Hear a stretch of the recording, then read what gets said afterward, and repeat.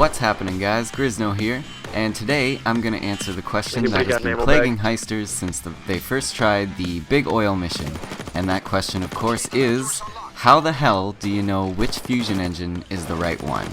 Well, I've got the answer here for you today, and I'm going to show you exactly what information you need in order to make the correct choice the first time. You also get an achievement for picking the right engine the first time, so I guess you could call this an achievement guide as well. Anyways, let's get into it. First of all, let's go over the various parts of the engine. The engines all have one large blue tank, which is a hydrogen tank, and if you look at the top, there are 3 nozzles feeding into the top of the large blue hydrogen tank. This is important because you will need to know how many nozzles will be feeding into this tank.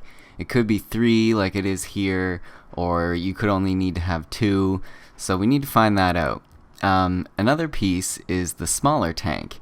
Here it's green, but they could also be blue or yellow. This tank is the fuel tank, so to speak, so we'll need to know what kind of fuel the engine takes. Final part is the pressure gauge. We'll also need to know how much pressure is correct, and to do that we'll actually have to do a little conversion. So those are the variables we need to figure out in order to choose the correct engine, and now I'll show you how to figure all this stuff out. Alright, so once you make your way into the lab, you will notice a board at the bottom of the stairs. This board is one of the important ones.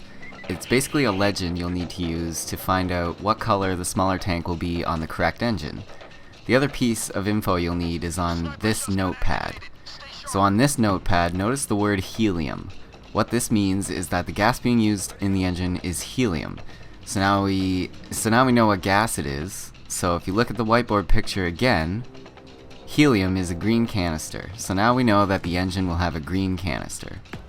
The next thing we'll need to do is figure out the pressure.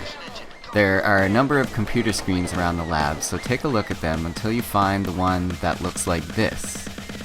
In the top right hand corner of the screen, it says less than or equal to 5,783 psi. What you need to do is convert psi to bar, and an easy way to do that is just to open up a web browser and Google psi bar converter. Just use the first link you see, tab out of the game when you get this info, and punch in the psi, hit bar, and there you have the amount of pressure in bar, which is what the gauge on the engine actually reads in. So here it says about 400 bar. You can round that number up. So now we know that the pressure gauge on the correct engine will have to read less than or equal to 400 bar. The final piece of the puzzle is how many nozzles need to be connected to that large blue hydrogen tank. Now, I apologize if this is confusing, but the picture I am showing you here was from another game because I did not get a good look at it in this game. So in the picture, what you need to note is where it says 2 times H. That number before the H is the important part, as that will be the number of nozzles the large blue hydrogen tank will have. Now, like I said, sorry if this is confusing, but in the picture it says 2. So if this notepad were from the game you're watching now, we'd be looking for an engine with 2 nozzles on the tank. But in this game, Brutal Acid looked at the clipboard and it actually said 3 times H. So we're looking for an engine with 3 nozzles. Sorry if that's confusing, but the main takeaway here is that the number on the clipboard before the H, that is the correct number of nozzles you are looking for.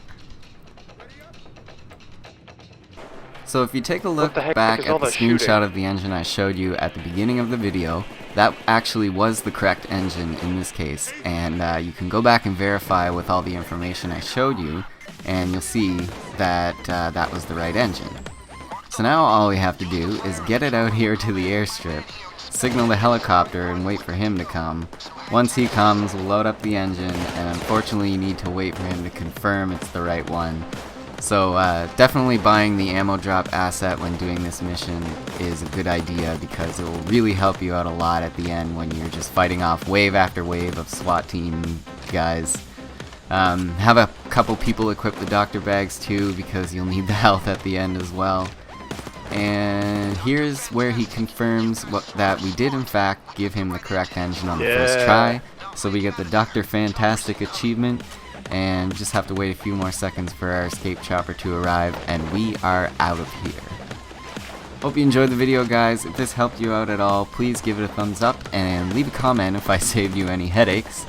Anyways, my name is Grizno, and I'll be back with more real soon. Peace. So I see complaints on forums and stuff that Xbox and PS3 players of this can't find anyone good to play with. I don't think that's a problem with Steam.